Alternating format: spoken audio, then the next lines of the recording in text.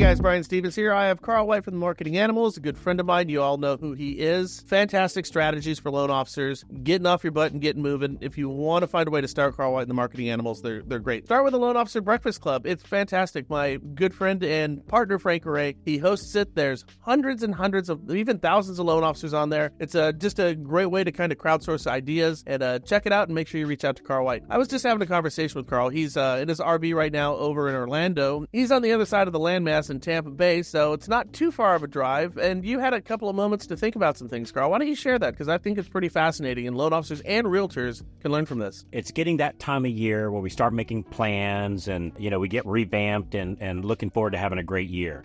The problem is, most of the time, we actually don't know where we're going. Like, we don't know what the goal line is. Like, what's the finish line look like? And I think it's real important that we decide, really come up with a finite number of how much money do you need? So then you can reverse engineer to go, how many loans do I need to close? Or for real estate agents, how many deals do I need to close? But first of all, you have to have, what does my goal line look like? And for me, somebody taught me this, it was just a game changer for me, is there's 3 benchmarks. Benchmark number 1, how much money do I need that me and the lovely Mrs. White were okay? How much do we need for that? My number is, all my cars are paid for, all my houses are paid for, I don't owe anybody anything. And so my number, and I'm kind of a simple guy, really. And so my minimum number is $150,000. We have $150,000, we're fine. We don't have to, we can go on trips, got to be careful. Might need to stay at the Best Western instead of the Four Seasons perhaps. But Best Westerns are fine, right? There's nothing wrong with that. Can't go get a new car every other year, maybe every 5 years or 10 years. So you just got to be careful. But at $150,000, we're okay. So I did the math, and if I want a residual income of $150,000, say in my retirement, that I need about $3 million in the bank, which is a startling number. When I first looked into this, I thought, well, gee, when you have $1 million, you're rich. Well, come to find out, the average rule of thumb is you can, whatever you have your net worth is, let's say in the S&P 500 or the stock market, you can pull out 5% per year and never run out of money because the S&P 500 averages 10% per year for the last 100 years. But then we have to account for the cost of inflation, which most of the time is 2%, 3%, 1.5%.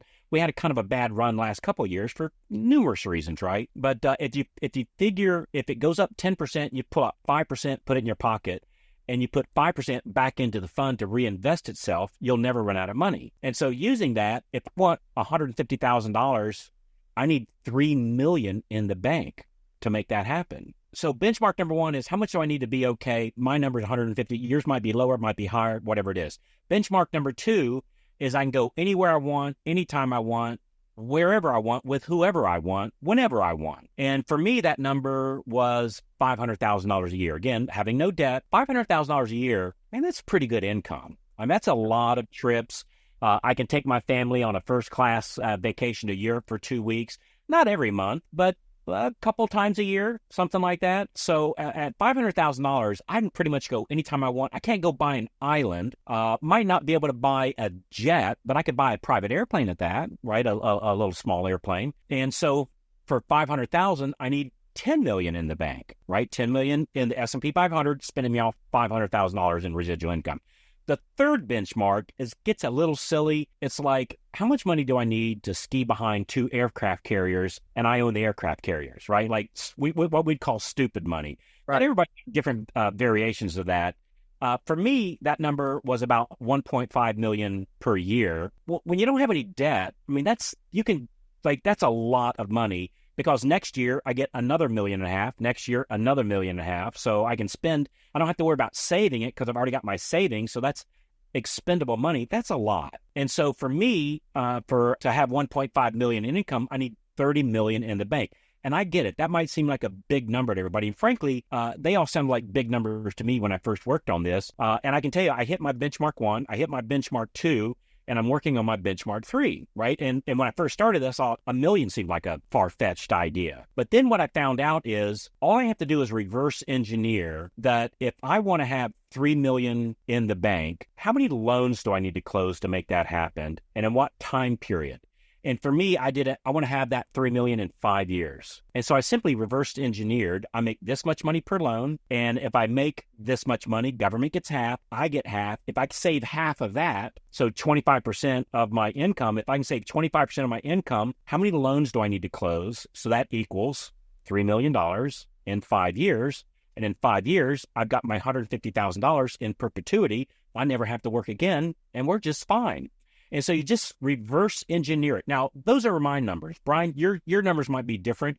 Diane, who I work with for the last 25 years, partners with, she's kind of like me, but even more simple. Like you give her a backpack and a trail in a state park, she'd rather have that than a 50-foot motorhome, right? But that's her style, right? So, and somebody else might say, well, I want to have a jet. Awesome. Have whatever you want, but just like spend about 30 minutes and figure out what your benchmarks are, figure out how many years, figure 25% saved, how many loans you need to close to make that happen.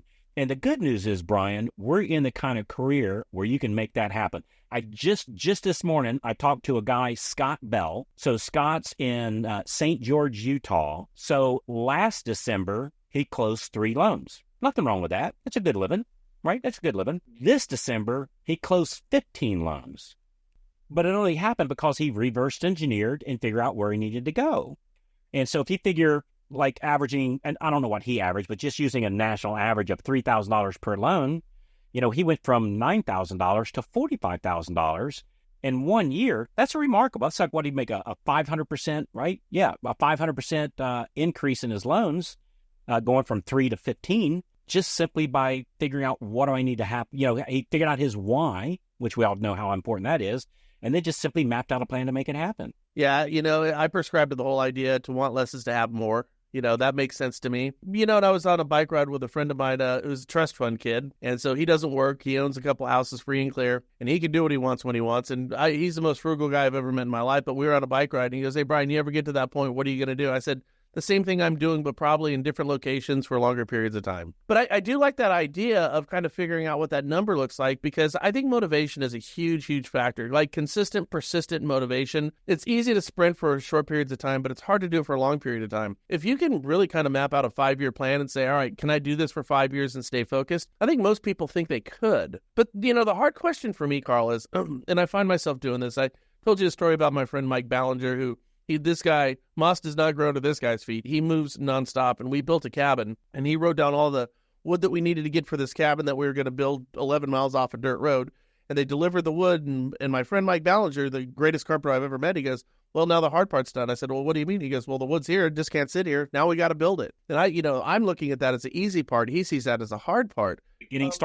Getting started. So here's my question for you. When a loan officer or realtor watching this right now closes their laptop, or they stop listening to your words of encouragement, those winds of encouragement are going to quit hitting their sail. Now, what do? I'm sitting in my office. I'm no longer hearing the words of encouragement. I'm no longer hearing the roar of the crowd, the cheers from the fans in the crowd type of thing. What's my first step? Like, what do I do to get the ball rolling? Like step number 1. For me, the fastest, easiest, quickest way to make more money is to close more deals, whether it's mortgage or real estate, is starting with our past database.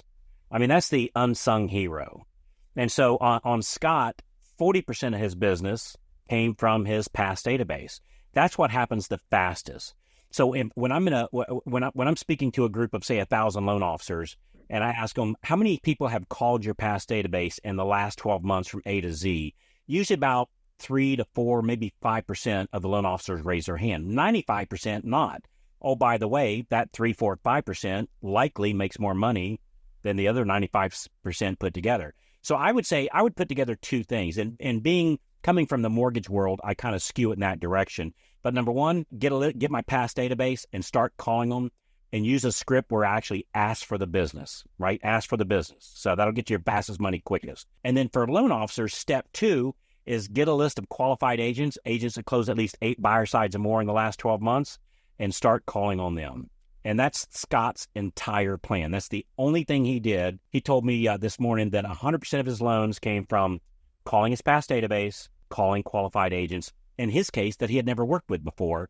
And here it is, 12 months later, he has a 500% increase. Hardest part, getting the list, picking up the phone, and making that first call. You get that done, you're 95% there. Just like the space shuttle. When the space shuttle takes off, it spends 90% of its energy on that first 10 miles of flight, escaping the Earth's atmosphere. And then the other million miles is only 10% of fuel. Same thing. Just get started. I've heard this from a number of different loan officers that's antiquated. That's boring. There's so many other things that we can do that are imaginative with our marketing.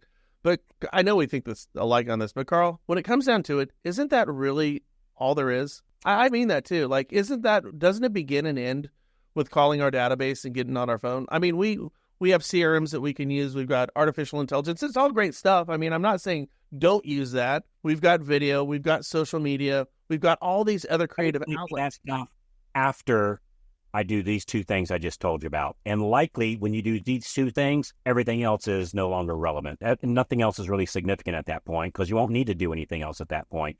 Yeah. 67% of all purchase deals close with the loan officer that the real estate agent recommends. 67% close with the loan officer that the real estate agent recommends. I don't know. Let's start there. I mean, I like I like a lot of the other things, the shiny whistles, and some of them are kind of fun, right? And the crossword puzzle's fun too. And sometimes I do that at work sometimes, right? It's fun. It doesn't actually bring me in loans though. So understand what brings in the business and what brings in what takes me from 3 loans to 15 loans. 100% of the time it's going to be the phone. Carl, thank you so much for your time. Again, complete agreement on this. So really what we're looking at here is a 5-year plan. I like the 5-year plan. That makes a lot of sense because it's doable. Anybody can go ahead and hold their breath or sprint or whatever it takes. If we do 5 years and we start looking at your numbers, it's interesting. When you said $3 million in the bank, I was thinking $3 million. $3 million's a new millionaire. I've heard that a couple of years ago, and it makes perfect sense. It does. Oddly enough.